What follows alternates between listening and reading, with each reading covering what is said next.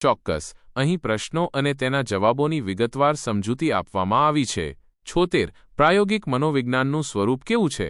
સાચો જવાબ એ. સૈદ્ધાંતિક સમજૂતી. પ્રાયોગિક મનોવિજ્ઞાન સિદ્ધાંતો અને પદ્ધતિઓ પર આધારિત છે જે વૈજ્ઞાનિક સંશોધન દ્વારા વિકસાવવામાં આવે છે. 77. નીચેનામાંથી કયું મનોવિજ્ઞાન શક્ય તેટલું ચોક્કસ નિયંત્રણ કરીને વર્તનના કાર્યકારણનું અધ્યયન કરે છે? સાચો જવાબ સી. પ્રાયોગિક મનોવિજ્ઞાન સમજૂતી. પ્રાયોગિક મનોવૈજ્ઞાનિકો લેબોરેટરી સેટિંગ્સમાં પ્રયોગો કરે છે જેથી તેઓ વર્તનના કારણો અને અસરોને નિયંત્રિત કરી શકે.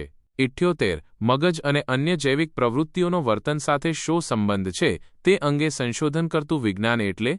સાચો જવાબ બી. શારીરિક મનોવિજ્ઞાન સમજૂતી. શારીરિક મનોવિજ્ઞાન મગજ, નર્વસ સિસ્ટમ અને હોર્મોન્સ જેવા જૈવિક પરિબળો વર્તનને કેવી રીતે અસર કરે છે તેનો અભ્યાસ કરે છે.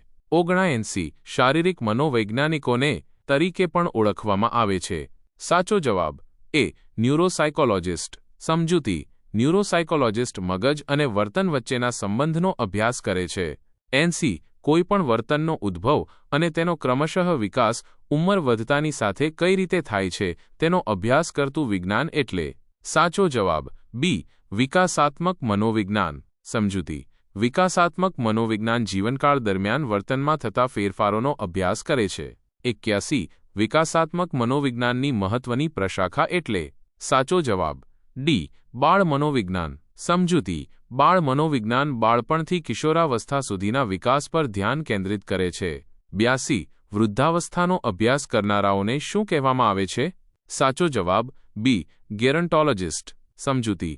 ગેરન્ટોલોજિસ્ટ વૃદ્ધાવસ્થાના શારીરિક, માનસિક અને સામાજિક પાસાઓનો અભ્યાસ કરે છે. 83. અધ્યાપન અને વર્ગખંડમાંના વર્તન વિશે સંશોધન કરે છે. સાચો જવાબ બી. શૈક્ષણિક મનોવૈજ્ઞાનિકો સમજૂતી. શૈક્ષણિક મનોવૈજ્ઞાનિકો શીખવાની અને શિક્ષણની પ્રક્રિયાઓનો અભ્યાસ કરે છે.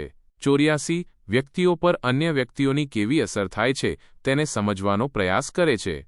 સાચો જવાબ સી. સમાજલક્ષી મનોવિજ્ઞાન સમજૂતી. સમાજલક્ષી મનોવિજ્ઞાન જૂથો અને સામાજિક પરિસ્થિતિઓ વ્યક્તિના વર્તનને કેવી રીતે અસર કરે છે તેનો અભ્યાસ કરે છે.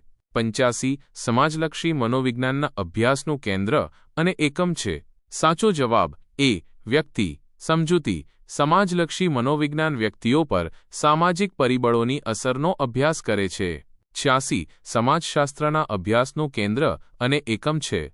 સાચો જવાબ ડી. સમાજ સમજૂતી. સમાજશાસ્ત્ર સમાજ અને સામાજિક માળખાનો અભ્યાસ કરે છે.